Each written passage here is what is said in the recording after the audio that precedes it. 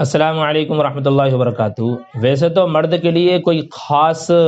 وضع قطع ہے نہیں شریعت میں کہ اس کو اس طرح کے لباس پہننا ہے یا اس طرح کے لباس نہیں پہننا، لیکن پھر بھی کچھ شریعت میں کچھ حدود ہیں کہ جن کا خیال رکھنا ضروری ہے۔ جیسے رنگ کے اعتبار سے اگر ہم دیکھ لیں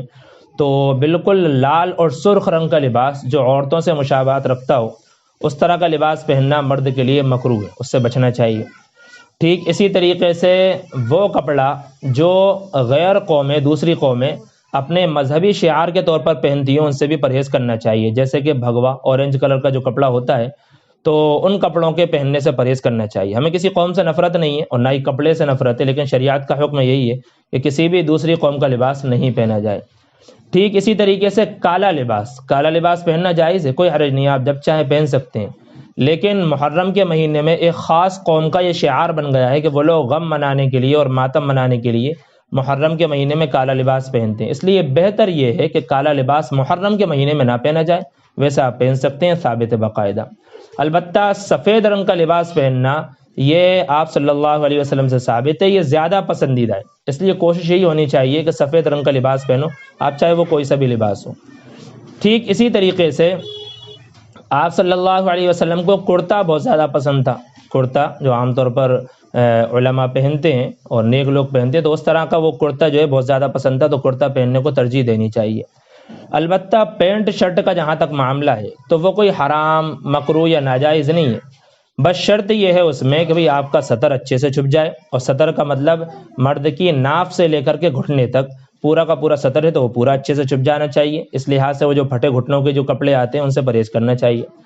ٹھیک اسی طریقے سے کپڑا اتنا زیادہ چست نہ ہو کہ جس کی وجہ سے آپ کے بدن کے اعضاء جھلکنے لگیں، ہے نا، جس سے آپ کے اعضاء جو سطر والے ہیں وہ بالکل الگ ہی دکھ رہے ہیں کہ آپ نے کپڑا کیسا پہنا، جیسے کہ آج کل کچھ لوویسٹ وغیرہ آتے ہیں تو اس کی وجہ سے بہت زیادہ فرق پڑ جاتا ہے، تو اس سے بچنا چاہیے۔ ٹھیک اسی طریقے سے ہم جو پہلے ہی بتا چکے کہ عورتوں کی مشابہت والا لباس نہیں ہونا چاہیے، ایسے ہی غیر قوموں کی مشابہت والا لباس بھی نہیں ہونا چاہیے۔ ٹھیک اسی طریقے سے ریشم کا لباس جو ہے نا وہ بھی حرام ہے، ریشم کے لباس سے بھی بچنا چاہیے، حدیث شریف میں سخت اس کی ممانعت آئی ہے۔ ٹھیک اسی طریقے سے آپ جو لباس پہن رہے ہیں اس میں اس بات کا بھی خیال رکھیں کہ اگر مالدار شخص ہے تو مالدار شخص کے لیے بہت زیادہ ایسا لباس پہننا جس میں فخر ہو، فاخرانہ و تکبر ظاہر ہو، تو اس طرح کا لباس پہننا غلط ہے، مکروہ ہے، نہیں پہننا چاہیے۔